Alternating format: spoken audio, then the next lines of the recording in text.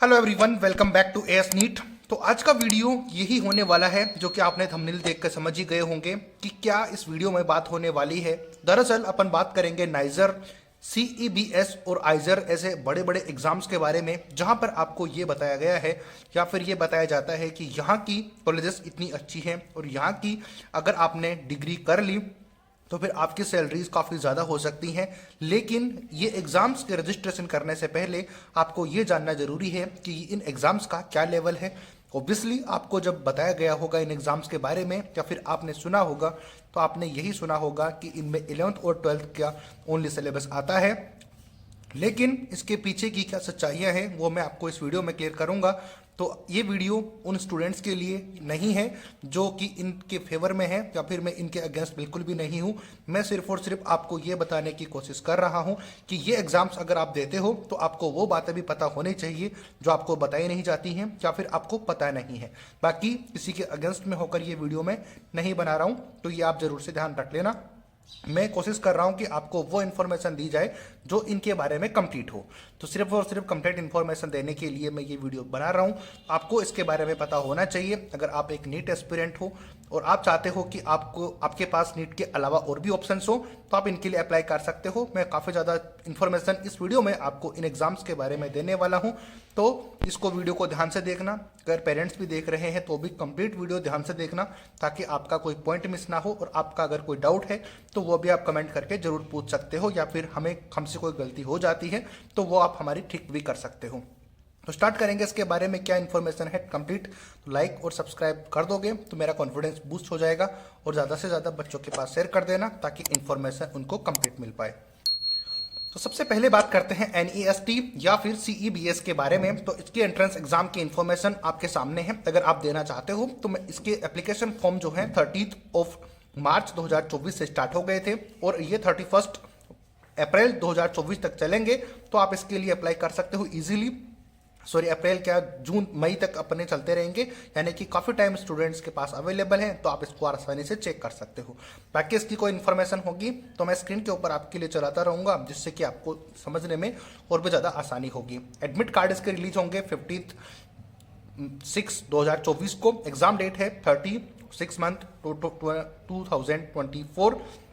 तो इस तरीके से आप इस चीज़ को देख सकते हो। बाकी डिटेल्स आपको स्क्रीन के ऊपर दिखती रहेंगी, यानी कि इस एग्ज़ाम में आपको बहुत ज़्यादा टाइम मिलने वाला है। जून तक आप ये एग्ज़ाम दोगे, रिजल्ट आपका आएगा और काफ़ी टाइम आपके पास बचने वाला है। बाकी कुछ और इन्फॉर्मेशन है कि रिजल्ट आपका कब डिक्लेयर होगा। तो रिजल्ट आपका 10th 7 2024 को आपका रिलीज हो जाएगा। तो 7th मंथ कौन सा आता है, जुलाई आता होगा, वो आप चेक कर लेना। तो रिजल्ट आपका जुलाई में डिक्लेयर कर दिया जाएगा। अब बात करते हैं कि इस एग्जाम को आपको क्यों नहीं देना चाहिए या फिर क्या ऐसी बातें हैं जो कि मैं आपको इस वीडियो में बताने वाला हूं। वो आपको खुद कंपैरिजन करके देखना और मैं आपको कंपैरिजन करके बताऊंगा जेईई एडवांस से भी।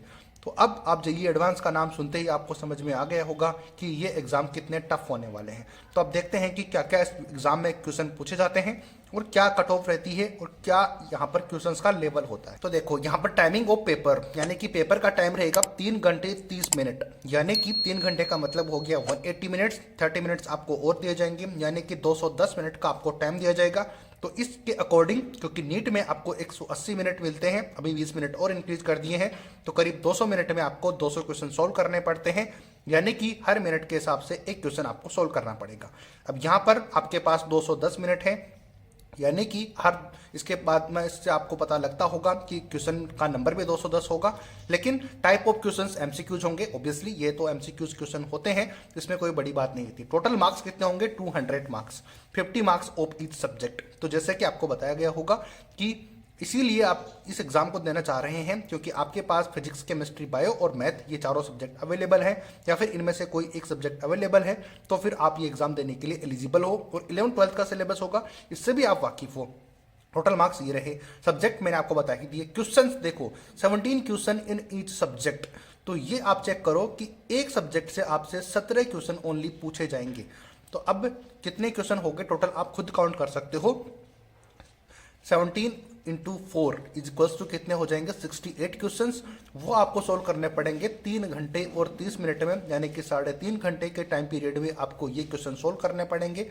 अब इसकी पूरी डिटेल मैं आपको नहीं बता रहा हूं कि कैसे करने पड़ेंगे, किस तरीके से क्या है, क्योंकि मैं तो सिर्फ आपको ये बताने के लिए ये वीडियो बना रहा हूं कि अब आप खुद एक काउंट करो कि आप नीट के 200 क्वेश्चन 200 मिनट में सोल्व नहीं कर पा रहे हो। एक एग्जाम्पल के बेसिस पर मैं बता रहा हूँ कि आपके पास इतना टाइम होता है नीट का पेपर करने के लिए कि आप हर मिनट में एक क्वेश्चन सोल्व करते हो, उसका लेवल आप चेक कर लो और एक इसका लेवल चेक कर लो कि आपको इतना ज़्यादा टाइम दिया जा रहा है, जो कि जेईई एडवांस का टाइम ही आपके पास अवेलेबल है और सेम लेवल के क्वेश्चन आपके पास अवेलेबल है 17 क्वेश्चन।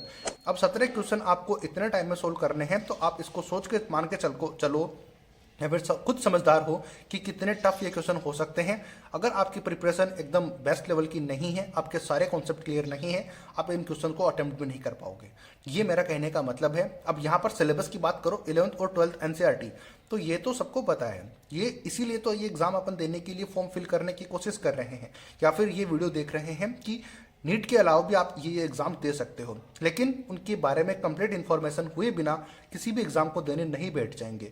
अब 17 क्वेश्चंस होंगे। अब आप इससे समझ गए होंगे कि यहाँ पर 11th 12th की एनसीईआरटी लिखा हुआ है, लेकिन ये कहीं पर भी नहीं लिखा हुआ कि इसका लेवल नीट के लेवल का है या फिर नीट से भी कम लेवल का है। तो आप खुद समझदार हो कि इस एग्जाम का लेवल कितना हो सकता है। अब मैं आपको कट ऑफ दिखाता हूँ कि कट ऑफ चेक करो। जेईई एडवांस की पहले कट ऑफ आप चेक कर लो, या फिर यह कह लो कि मैं आपको हिस्ट्री की कट ऑफ लगा देता हूं 2023 की कि क्या क्या कट ऑफ रही थी, यानी कि 5 परसेंटाइल। अब ये जो देख रहे हो ये परसेंटाइल है, परसेंटेज भी नहीं है। तो इससे आप आइडिया लगा सकते हो कि परसेंटाइल में कितना ज़्यादा डिफरेंस होता है, ये क्वालिफाइंग मार्क्स कितने ज़्यादा होते हैं। एक अब आप चेक करो जेईई एडवांस की परसेंटाइल। अब ये तो 23 परसेंटाइल से ज़्यादा है, यानी कि जेईई एडवांस से भी टफ एग्जाम्स ये होती हैं, क्योंकि इसकी परसेंटाइल ही इतनी ज़्यादा है कट ऑफ। तो इससे आप आइडिया लगा सकते हो। अब मुझे ज़्यादा बताने की ज़रूरत आपको नहीं पड़ेगी कि किस लेवल के ये एग्ज़ाम्स हैं। मैंने पहले भी क्लियर किया है कि मैं इन एग्ज़ाम्स के अगेंस्ट नहीं हूं, लेकिन अगर आप एक नीट स्टूडेंट हो, बायो से रिलेटेड हो, तो फिर आपके लिए ये पेपर टफ हो सकते हैं। मेरा कहने का मतलब सिर्फ इतना सा है। हालांकि नो डाउट इनके अंदर ये कॉलेजेस बहुत अच्छे हैं, इनके अंदर सैलरीज आपको बहुत अच्छी मिलेगी, आप अच्छे कॉलेजेस से सारे कोर्सेज करके निकलोगे। बट इन एग्जाम्स में ना तो आप डॉक्टर बनोगे, तो जो कि आपका सपना है, फर्स्ट प्रायोरिटी आपकी वही है। और इसके अलावा ये एग्जाम इतने टफ हो सकते हैं, ये मैंने आपको एग्जांपल देकर समझा दिया। अब बात करते हैं आइजर के बारे में भी। बाकी दो के बारे में तो मैंने आपको बता ही दिया है। अब जिनका सपना है आइजर देने का, तो आप नो डाउट इसका फॉर्म फिल कर सकते हो। आपके पास इनफ इन्फॉर्मेशन है, तो आप डेफिनेटली इसका एग्जाम दो और ये वीडियो यहीं पे देखना बंद कर दो, क्योंकि मैं अगेंस्ट में बात नहीं कर रहा, मैं आपको रियलिटी वो बता रहा हूँ जो कि इनकी होने वाली है। या फिर आप इस भावनाओं में जो सोच में एग्जाम देने ना पहुँच जाए कि ये तो नीट के लेवल का होगा और मैं जाते ही पेपर को उड़ा के आ ही जाऊँगा। तो वो चीज़ें से बचने के लिए मैं आपके लिए ये वीडियो सिर्फ बना रहा हूँ। इसके लिए आपको आईआईटी का टेस्ट कितना देना होता है, फुल फॉर्म मैं आपको कुछ बता नहीं रहा हूँ, क्योंकि मैं जो बताना चाह रहा हूँ उसका रीज़न आपको समझ में आ गया होगा। इसका एप्लीकेशन फॉर्म अगर आप फिल करना चाहो तो 1 अप्रैल से स्टार्ट हो गए हैं, 13 मई 2024 तक इसके लास्ट डेट रहेंगी। एक्सटेंड भी हो जाएंगी, वो मैं आपको अपडेट कर ही दूंगा अगर आप चैनल से सब्सक्राइब करके रखते हो तो। करेक्शन विंडो भी ओपन होगी, 2 दिन का टाइम दिया जाएगा, 16 एंड 17 मई 2024। एडमिट कार्ड 1 जून को रिलीज हो जाएंगे। एग्जाम डेट वगैरह मैं आपको बताता हूँ और फीस के बारे में नीचे। एग्जाम डेट ऑफ आईआईटी की होगी 9 जून 2024। फीस की बात करें जनरल, ओबीसी और ईडब्ल्यूएस की 2000 रुपीज़ होने वाले हैं। पीडब्ल्यूडी कैंडिडेट अगर आप हो तो आपकी 1000 रुपीज़ फीस होने वाली है। अब बात करते हैं कि ये एग्जाम आपको किस लिए ध्यानपूर्वक देना चाहिए या फिर ये फॉर्म किस वजह से ध्यान से भरना चाहिए उसके बारे में। यहाँ पे चेक करोगे पेपर की टाइमिंग 3 घंटे, वही 180 मिनट्स आपकी होती है। अगर नीट की बात करें तो आपको उस टाइम पर जब 3 घंटे का टाइम था तो आपको 180 मार्क्स के क्वेश्चन 180 क्वेश्चन ही पेपर में पूछे जाते थे, तो उससे आप आइडिया लगा लेना। नंबर ऑफ क्वेश्चन 60 हैं ओनली, तो 3 घंटे का आपको टाइम दिया जा रहा है। क्वेश्चन है 16, 15 क्वेश्चन हर सब्जेक्ट से आपसे पूछे जाएंगे। यानी कि अगर 4 पार्ट में इसको डिवाइड कर दिया जाए 3 घंटे को, 180 मिनट हो जाएंगी। 180 मिनट यानी कि 4 सब्जेक्ट अपने पास अवेलेबल हैं। 4 सब्जेक्ट अवेलेबल हैं, तो इसमें इसको अगर डिवाइड करेंगे 180 को, तो लगभग आपके पास कितना टाइम हो जाएगा, 1 घंटा भी नहीं बचेगा एक पेपर के लिए। और उसमें से भी कम से कम 2 से 3 मिनट आपको एक क्वेश्चन को सोल्व करने के लिए दिए जा रहे हैं। इसका मतलब ये है कि वो क्वेश्चन नीट के लेवल का तो बिल्कुल भी नहीं है। तो इससे आपको समझ में आ गया होगा कि जितने नंबर ऑफ क्वेश्चंस कम होंगे उतना ही डिफिकल्टी लेवल बढ़ता चला जाएगा। तो ये बात आपके लिए ज़रूरी है जो कि मैं बताना चाह रहा हूँ इस वीडियो में। सब्जेक्ट की बात करें, वही सब्जेक्ट तो आपको पता ही है, बताने की ज़रूरत नहीं है। नंबरिंग सिस्टम होगा, नीट के अकॉर्डिंग ही होगा। हर एक सही क्वेश्चन के 4 मार्क्स मिलेंगे, हर एक गलत क्वेश्चन का 1 मार्क्स आपसे कट कर लिया जाएगा।